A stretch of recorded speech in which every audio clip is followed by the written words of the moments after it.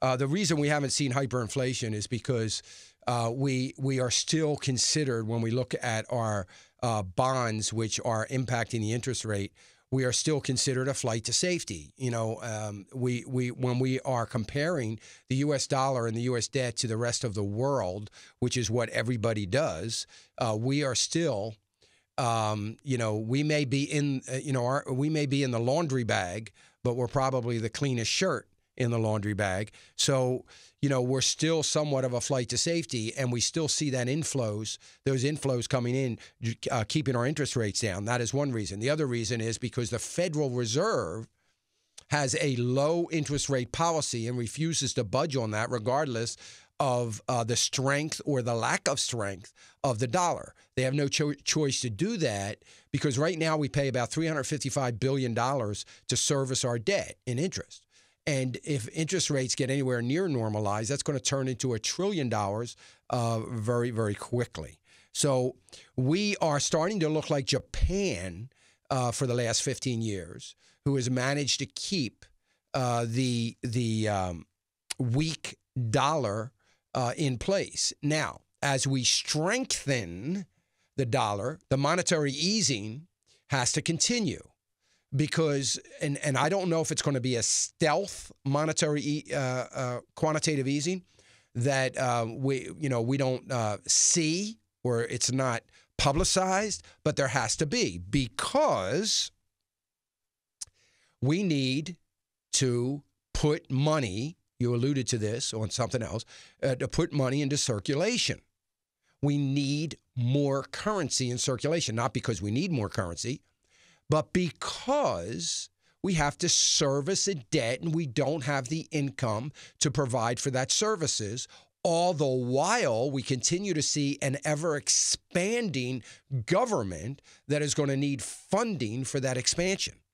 The only way we can get that funding is to have somebody buy our debt.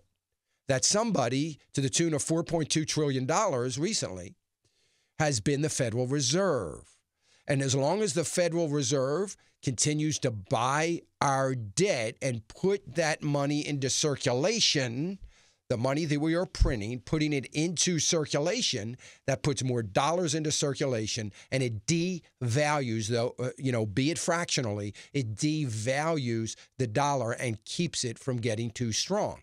And we absolutely must do that to try to fight off hyperinflation. Now, if we try, if we start to see that the lack of hyperinflation is leading to deflation, which we're starting to see now, then the Federal Reserve is going to have to create some inflation. The other way they create inflation, theoretically, is printing money or buying more and more debt or issuing more debt.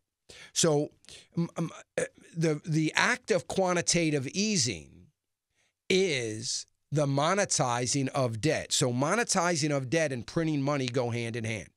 We can't print money. We can print money to replace, as you've already pointed out, to replace old money. So we get $1 billion in that's old, needs to be burned, and we put $1 billion out. I mean, so printing that way will continue, and we have to do that, of course. And there is no act of, that's just a one-for-one kind of swap. But when we are printing money to put new money in circulation, which is what we have been doing, that's the quantitative easing, okay? It's easing the pressure on the monetary system. And by putting more quantity of dollars into the system. But here's the thing. We're not on a gold standard anymore. You know that. We're not on any kind of standard. We have this fiat currency. The only way you can get the debt issues from printing money, the only way you can get that money printed is to somebody's got to buy it. Once it is purchased, it now has value and can be put into circulation. It's now been monetized. See, before it was, we're printing $1 billion. Do we have $1 billion of gold? Yes or no? No. Well, then you can't print $1 billion. You can only print, 500 million or whatever it is. We don't have that system anymore. So in order to make it legitimate, which it still isn't, but in order to make it legitimate, they have to issue it as debt. So you go out and buy a $100 savings bond, you just allowed the government to put $100 into circulation because you've just legitimatized or you just monetized some of the debt. Okay, so what happens when China and Japan, our two big purchasers, slow down their purchasing at the very same time that the government increases the spending. So the government for the last 7 years has been spending like drunken sailors. So as that continues to happen, at the very same time, you got to print money to pay for all of that spending. And the only way you can print it is to issue it as debt and monetize it. And when China and Japan aren't buying enough of it, the Federal Reserve steps in. That's why my premise has always been, not always, for the last 5 or 6 years, that there will always be monetary easing until we see dramatic spending cutting from the government, which is not too likely to happen. So I think that someday we will see hyperinflation because we can only hold that horse in the barn for so long. And once it is let out, and I believe it's going to be let out by the federal government, who actually needs to create now inflation and is naive enough to believe. I tried to play a clip last week of Paul Volcker talking about this very thing at the New York Economics Club a couple years ago. And basically, and Paul Volcker was the Fed chair during the Carter administration. He knows all too well that you are not going to control inflation, and that they are arrogant enough to believe that this time is different. They're going to be able to do it. So once they let that inflation horse out of the barn, they're not going to be able to control it. So I think that at some point in time, we're going to see hyperinflation.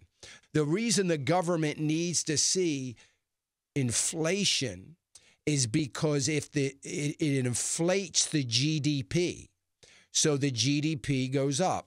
And I'm not sure, but I hope you read my article from last week, because I outlined what has truly happened in the economy and why we are at such dangerous levels. Today, our debt to GDP ratio is 101%. Well, that's not sustainable. You can't do that. Now, if you can't get your debt down by cutting spending, then the only thing you have left to do is create inflation to raise GDP. Now, you saw on the numbers and the chart that I had in my newsletter, you saw 2013 and the debt to GDP going up dramatically in 2013, in February 2013. So I believe that's the time the Fed panicked and said, I got an idea. Let's change the way we calculate GDP. And they changed the way they calculated GDP July of that year. Well, now we're starting to see the effect of it. We didn't see it right away, but they added things to the GDP that shouldn't be in GDP.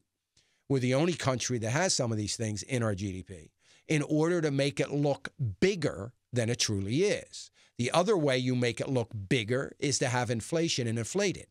If that number gets bigger, then our debt as it relates to that number is going to go down from a percentage standpoint. And when we have debt, and this is the problem on Capitol Hill, people believe that, well, legislators believe, well, we've always had debt. We're always going to have debt, and it's not a big deal because it's very sustainable.